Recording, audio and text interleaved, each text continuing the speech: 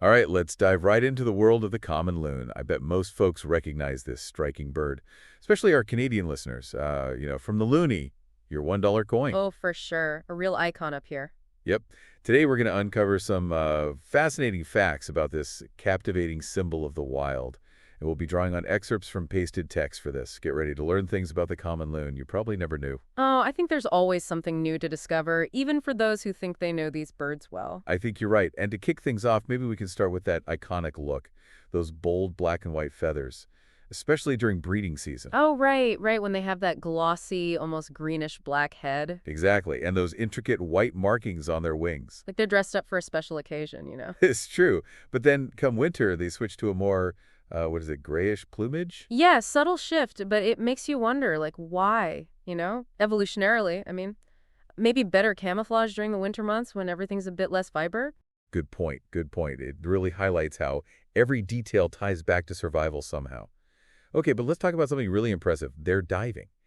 Can you believe they hold their breath for a full minute? It's remarkable. And a big part of that is their bones. Solid and dense, not hollow like ducks, for example. So that helps them dive deeper, you're saying? Exactly, like internal ballast, helps them stay submerged longer. The trade-off, though, a bit clumsy on land, those loons. Makes sense, though, right? Masters of the water, even if it means less grace on land.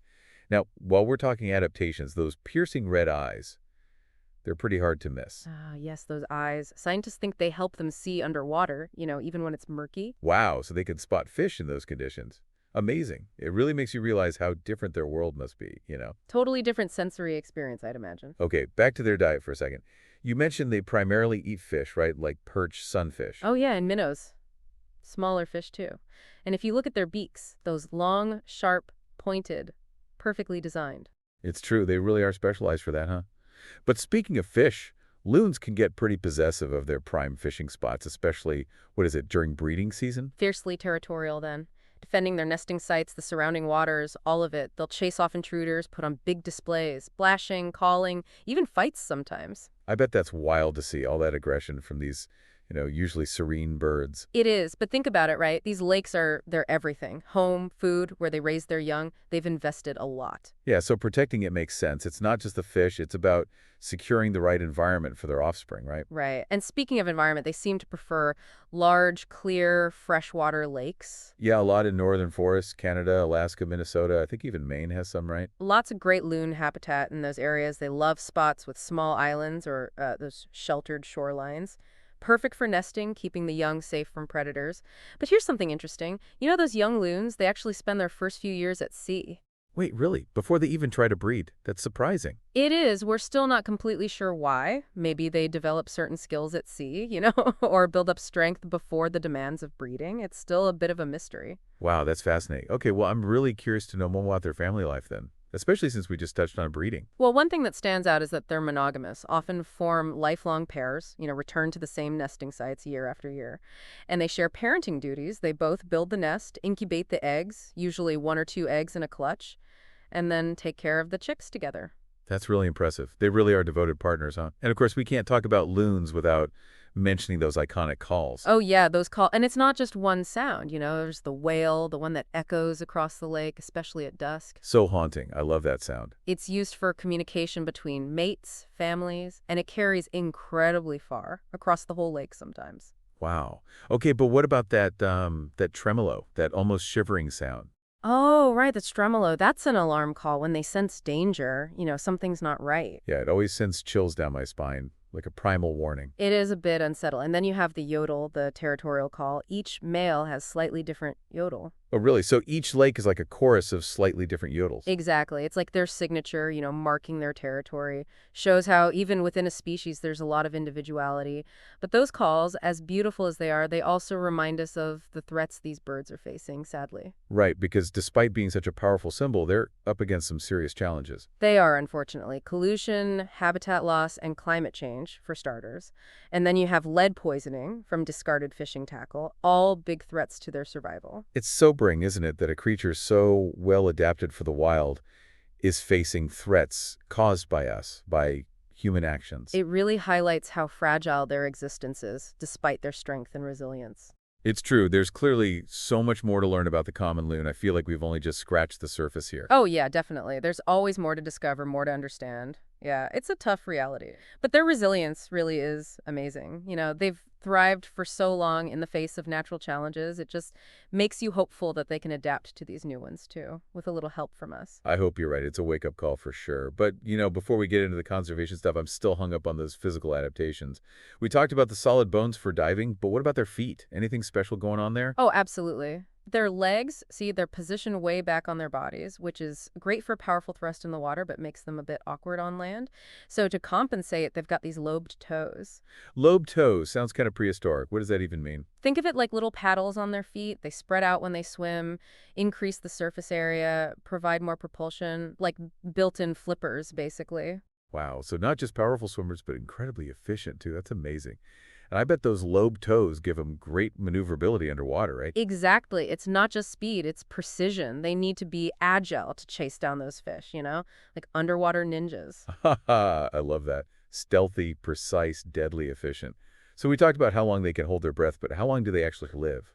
Overall, I mean. On average, about 20 years, which is pretty impressive for a wild bird, But some live even longer, into their 30s. That's pretty incredible. I guess all that migrating, territorial disputes, dealing with predators, it builds resilience. They earn those extra years. Definitely speaks to their strength, yeah. But unfortunately, conditions are changing, and climate change is a huge challenge for them. It's affecting so many species, it's hard to imagine loons escaping that.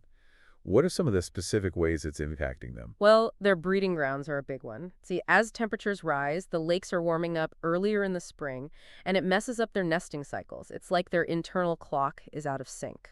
So they arrive expecting certain conditions, and it's all different. Exactly. If they get there too early, the ice might not be melted yet, hard to build nests, find food. Or if they're late, they might miss the peak breeding season. Either way, it's bad news for their reproductive success. It's also delicately balanced, isn't it?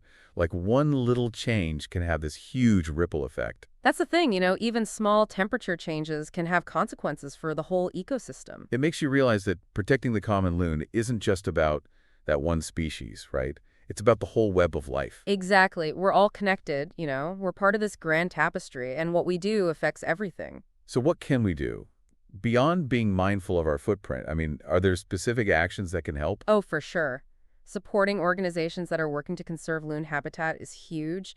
If we protect their homes, we're giving them a fighting chance. Makes sense. Protect the habitat, protect the species. What else? Choosing lead-free fishing tackle. Remember, lead poisoning is a big threat to loons.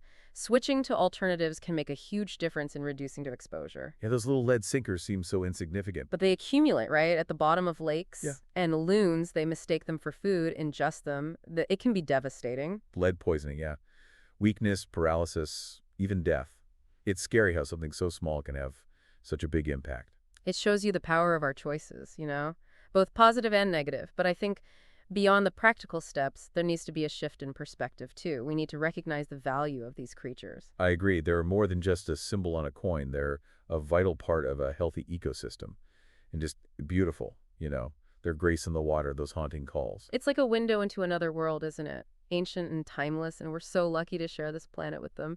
It's our responsibility to make sure future generations get to experience that, too. I couldn't have said it better myself. This has been so eye-opening. I feel like I've gone way beyond just knowing facts about loons, It's been a pleasure sharing this with you. And you're right, the more we learn, the more we appreciate, the better we can protect these incredible animals. It really is fascinating, huh? How something like a lobed toe can be so crucial. It really shows you how they've evolved for that life in the water. But yeah, for all their grace in the water on land, they're a bit different, aren't they? Oh yeah, definitely. Those legs, so far back on their bodies, perfect for swimming, but for walking, not so much. It's more like a waddle, I can imagine. What about taking off from land? Is that a challenge too? Big challenge. They need a good running start. Actually, they paddle like crazy across the surface, flapping their wings, feet churning the water, just to build up enough speed. Oh wow, so they really have to work for it. That must be a sight. It is, all that effort just to get airborne. But once they're up, they're strong flyers. That makes sense. They cover huge distances during migration, right? Hundreds of miles a day sometimes. It's pretty amazing when you think about it, from clumsy on land to these powerful flyers. Talk about adaptable. Okay, so we've covered a lot about physical stuff, but what about their behavior? Anything surprising or unique there? Well, their parenting is pretty fascinating. They're incredibly devoted. And get this, They carry their chicks on their backs. Wait, seriously, like little piggyback rides? Exactly, especially when the chicks are tiny, vulnerable. They'll swim around with them, nestled right between their wings, keeps them warm, safe, dry. Oh, that's adorable. And probably keeps them away from predators too, right? Exactly. Smart strategy. The parents can dive for food, but the chicks are right there, protected. Shows you how dedicated they are. It really does. Speaking of food, do loons ever struggle to find enough other, like, food shortages or anything? Well, like any predator, their survival depends on prey, right? So if there's overfishing or water quality issues that affect fish populations, loons suffer too. Their food source dwindles and they're in trouble. Right. It all comes back to that interconnectedness. The health of the ecosystem impacts everyone, including loons. Exactly. We have to be responsible stewards of these resources. If we want loons to have a future, if we want healthy lakes and oceans for all the species that depend on them, we need to think long term. This has been an incredible deep dive, I have to say. I feel like I've gone from just knowing facts about loons to really understanding them, you know, their lives, their struggles, their place in the world. I'm so glad to hear that. It's been a pleasure sharing this journey with you. And remember, the more we learn, the more we appreciate, and hopefully, the more we're inspired to protect these amazing creatures. I couldn't agree more. And to everyone listening, I hope you'll take some time to reflect on what we've discussed today. The common loon, with those haunting calls, those incredible adaptations, and yes, their vulnerability to the changes we're making to the planet, they're a powerful symbol of the wild. Let's use this knowledge to inspire action, even small actions, to make sure these creatures continue to grace our lakes and inspire future generations. Thanks for joining us for this deep dive.